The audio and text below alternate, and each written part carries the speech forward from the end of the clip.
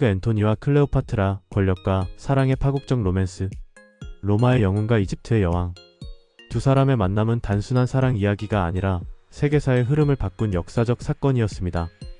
오늘 세계사 뒷골목에서는 셰익스피어조차 매료되었던 마크 안토니와 클레오파트라의 비극적 사랑과 그들의 죽음이 가져온 새로운 세계 질서의 탄생을 파헤쳐 보겠습니다. 그들은 정말 사랑 때문에 모든 것을 버렸을까요? 아니면 권력을 위한 계산된 관계였을까요? 그들의 운명적 만남. 기원전 41년 타르수스의 항구에 전설적인 장면이 펼쳐집니다. 클레오파트라는 이집트의 여신 이시스로 분장하고 황금 장식의 배를 타고 나타납니다. 배에서는 달콤한 향기가 퍼지고 노예들이 은빛돌을 젓는 동안 아름다운 시녀들이 그녀를 둘러싸고 있었죠. 안토니우스는 이미 클레오파트라를 만난 적이 있었습니다. 그녀가 14살 소녀였을 때 그는 줄리어스 시저의 부관으로 이집트에 왔었죠. 하지만 이번 만남은 달랐습니다. 이제 37살의 클레오파트라는 성숙한 여성이었고 안토니우스는 로마의 3대 정치 중 한 명으로 동방을 통치하고 있었습니다. 재미있는 건 안토니우스가 클레오파트라를 부른 진짜 이유는 그녀가 로마의 적이었던 카시우스와 브루투스를 지원했다는 의혹 때문이었다는 겁니다. 하지만 역사는 종종 예상치 못한 방향으로 흘러가죠. 이 정치적 배경과 동기. 이 시기 로마는 내전 직후였습니다. 줄리어스 시저의 암살 후 로마는 옥타비아누스 후의 아우구스투스, 황제 레피두스, 그리고 마크 안토니우스의 3두 정치로 운영되고 있었습니다. 안토니우스는 동방을, 옥타비아누스는 서방을 담당했죠. 클레오파트라는 이미 정치적 수완가였습니다. 줄리어스 시저와의 관계를 통해 자신의 왕위를 지켰던 그녀는 이제 로마의 새로운 권력자인 안토니우스를 자신의 편으로 만들 필요가 있었습니다. 많은 사람들이 모르는 사실은 클레오파트라가 단순한 미인이 아니라 9개 언어를 구사하는 지식인이었고 수학과 천문학에도 조예가 깊었다는 점입니다. 그녀의 매력은 외모만이 아니라 지성과 카리스마에서 비롯되었죠. 안토니우스 역시 계산된 선택을 했습니다.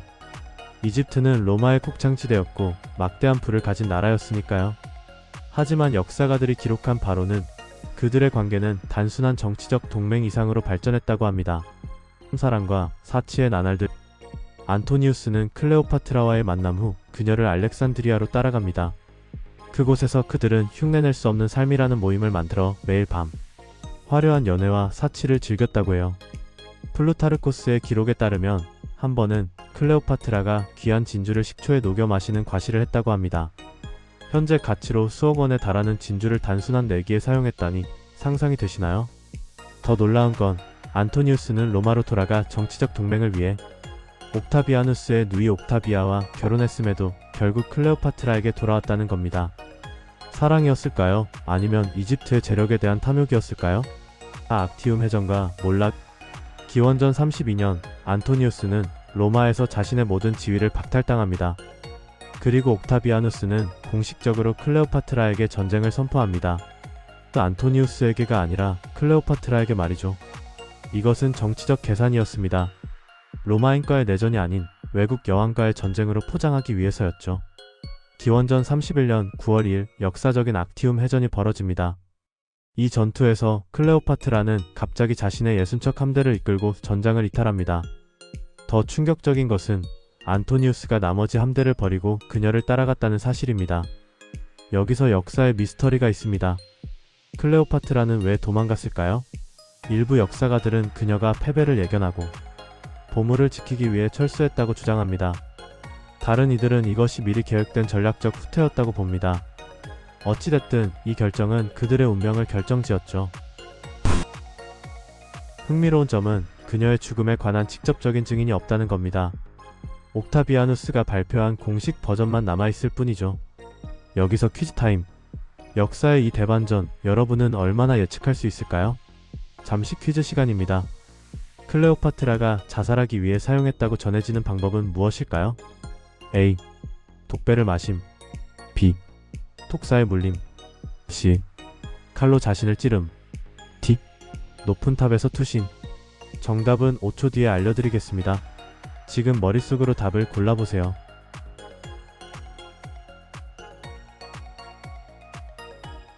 정답은 B. 클레오파트라는 톡사를 이용해 자살했다고 전해집니다.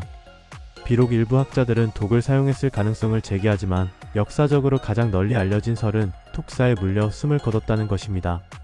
새로운 세계 질서의 탄생. 클레오파트라와 안토니우스가 세상을 떠난 후 옥타비아누스는 전쟁의 승리자로 로마로 돌아갑니다. 그리고 그는 역사상 가장 상징적인 이름 중 하나, 아우구스투스 존엄한 자라는 칭호를 얻게 되죠. 이로써 로마는 더 이상 공화정이 아니라 황제가 다스리는 제국이 됩니다. 500년 넘게 이어졌던 로마 공화정은 조용히 종말을 고했고 세계는 로마 제국 시대로 진입했습니다. 하지만 그 이면에는 이집트의 몰락이 있었습니다. 이집트는 오랜 세월 동안 독자적인 문명과 문화를 자랑했지만 클레오파트라의 죽음 이후 로마의 속주로 전락해버립니다. 그 화려했던 나일강 문명은 이제 로마 귀족들의 곡창지대 세금 수탈지가 되었고 알렉산드리아의 부하 문화는 로마의 손에 들어가게 됩니다. 클레오파트라가 생전에 그렇게도 지키고자 했던 이집트의 독립은 결국 사랑과 권력의 게임 속에서 조용히 사라져버린 것이죠. 클레오파트라의 이야기는 단순히 고대사의 한 페이지가 아닙니다. 그녀는 이후 수천 년 동안 위대한 여왕, 혹은 위험한 유혹자의 상징이 되어 수많은 예술작품과 문학, 영화 속에 반복해서 등장했습니다. 특히 르네상스 이후 유럽에서는 클레오파트라를 치명적인 여성 판무파탈로 묘사하기 시작했죠.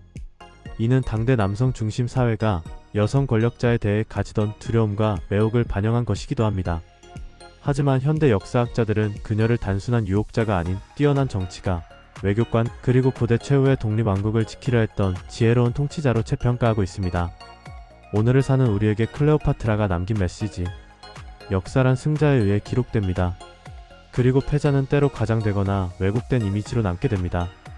클레오파트라 역시 그렇습니다. 하지만 확실한 건 그녀는 자신의 세계를 지키기 위해 끝까지 싸웠고 마지막 순간까지도 포기하지 않았다는 것입니다. 2000년이 흐른 오늘 우리는 그녀를 비극적 여왕으로 기억합니다. 하지만 동시에 고대 세계를 뒤흔든 마지막 별처럼 끝까지 스스로의 삶을 선택한 인물로도 기억해야 하지 않을까요? 여러분이라면 어떤 선택을 했을까요? 사랑을 위해 혹은 나라를 위해 모든 것을 걸 수 있었을까요? 여러분의 생각을 댓글로 남겨주세요. 그리고 이 비극적이지만 아름다운 이야기가 마음에 드셨다면 좋아요와 구독으로 함께 해주세요.